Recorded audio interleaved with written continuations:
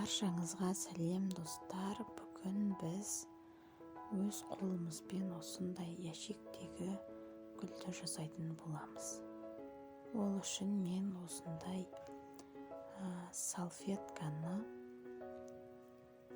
бір салфетканы төртке бөліп, ортасынан қайырып алдым. Және де мынандай ақ салфетканы бірдей етіп розовый салфетканы кесіп алдым.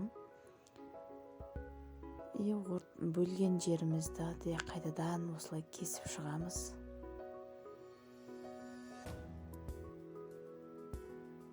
Ақ салфеткаларымызды орналастырып, оны да ортасын кесіп аламыз.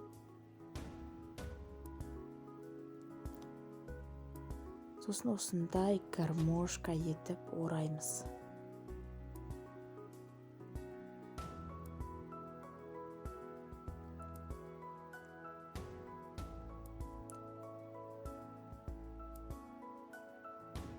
Өлшемдерін неге жазып кететін болам описанияға. Сосын ортасын осындай жіппен орап байласаңыздар да болады, байламасаңыздар да ол шешілмейді. Сондықтан байламай-ақ қойсаңыздар да болады. Осылай гүлдің жапырақтарын осылай даққа осылай шығарамыз. Өйткені салфетка қатты тартсаң жыртылып кетуі мүмкін.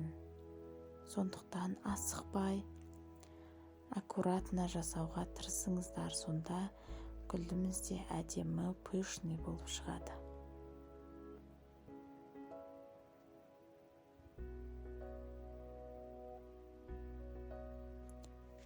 Мінекей, гүліміз де дайын болды. Осындай гүл болады.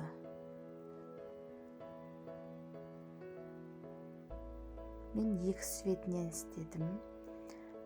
Енді сабағын жасаймыз. Ол үшін осында иненің көмегімен домалақтап алып, ары қарай өзіміз қолмен домалақтап, біткен қағаздың біткен жерін жақсылап скотчпен жабыстырып, осындай сабақ жасаймыз өз қолымызбен.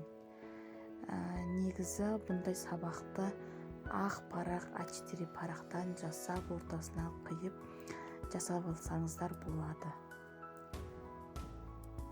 Ыстық клейдің көмегімен гүлге сабағымызды жабыстырамыз. Мінекей осындай әп-әдемі гүл шықты. Мен бұндай гүлдерді әртүрлі қылып істедім. Осындай көк бумага салфеткадан істедім. Оған ақты қостым, розовыйды қостым. Кейбіреулерін көк пен розовый қылып істедім. Кейбіреуін розовыйдың өзінен істедім.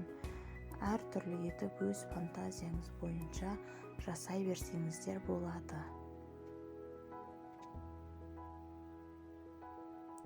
Осындай әдемі гүлдер шығады.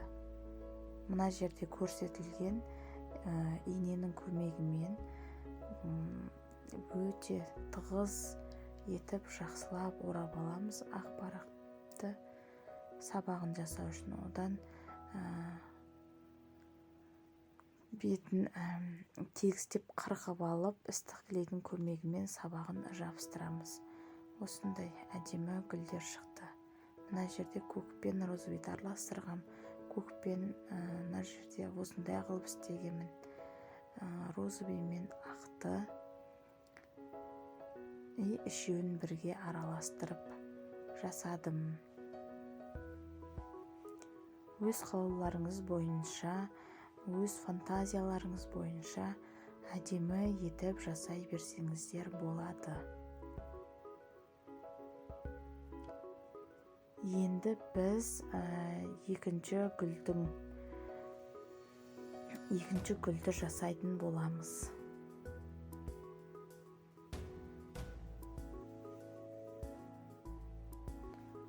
Ол үшін бізге түрлі түсті қағаздан сары қағазды алдым.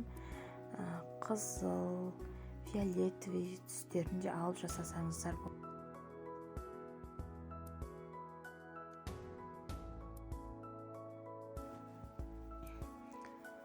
Осылай сары қағазымызды ұзыны ені 10-да 10 қылып аламыз. Егер өлшейтін затыңыз болмаса, видеодағыдай үшбұрыштап алып, қырқып алып, одан кейін барлығын бірдей істеп алсаңыздар болады. Видеодағыдай қайырамыз, үшбұрыш қылып қайырамыз. Үш қағазымызды да осылай жасап шығамыз. Егер үлкен гүл жасайым десеңіздер, үлкен қылып та жасауға болады. Орташа қылып та жасауға болады. Мен майда қылып жасадым әдейі. Ящикке орналастыру үшін. Осылай гүлдің жапырағы тәріздес етіп, видеодағыдай әдемілеп кесіп аламыз. Одан кейін екіншісін, үшіншісін тура бір-бірінің үстіне қойып, бірдей бір келгі етіп кесіп аламыз.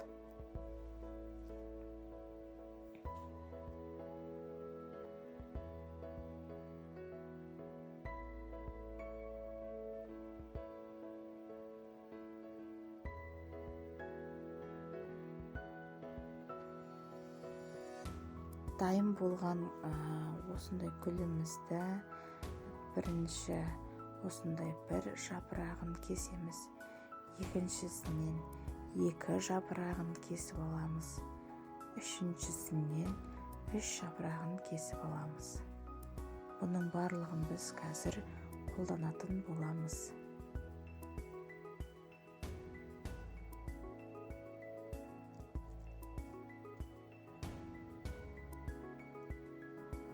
Барлығын кесіп алдық, ыстық кілемімізді ысытып, енді осы екеуін қосып жабыстырамыз. Барлығын осылай жасап шығамыз.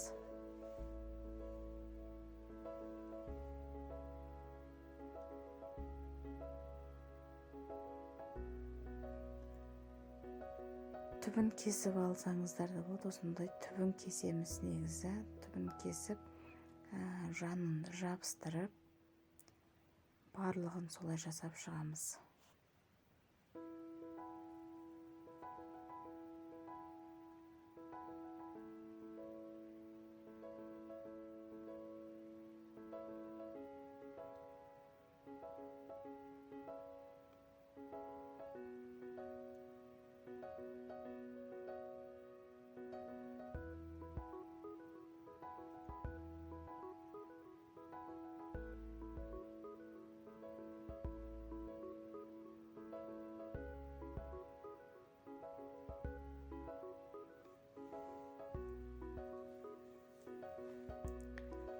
Қалғанын видеодағыдай жасаймыз.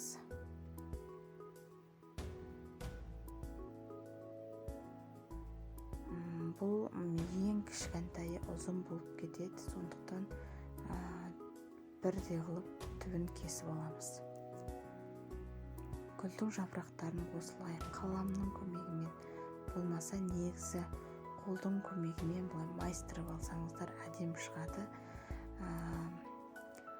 Қаламның ненің көмегімен жасасаңыздар кейін жазылып кетуі мүмкін. Сондықтан қолдың көмегімен жақсылап майыстырып алсаңыздар болады. Түбін кесіп осылай бірінші осы үшеуін орналастырып аламыз. Одан осындай әдемі гүл шықты. Осындай ағаштан ящик жасаймыз. Үйде жатқан алманың басқа бір керек емес ағаштардан осындай ящик жасап аламыз. Оны әдемелеп көк краскамен, өзіңіздің қалаған түстегі краскаңызбен краскілеп алып, осылай жасасаңыздар да өте әдемі болады, өте керемет болып шығады. Мен бір краскілеп кептіріп, екінші қайтара тағы да краскілеп алдым. Әдемі көріну үшін.